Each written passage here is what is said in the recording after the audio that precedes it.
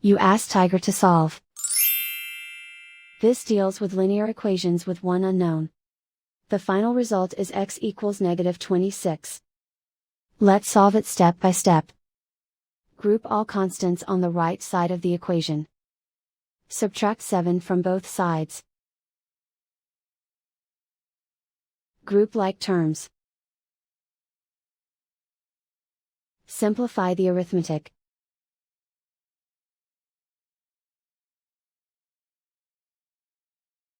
Isolate the x.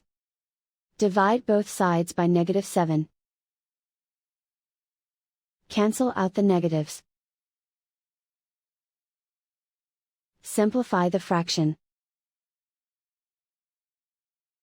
Move the negative sign from the denominator to the numerator. Find the greatest common factor of the numerator and denominator. Factor out and cancel the greatest common factor.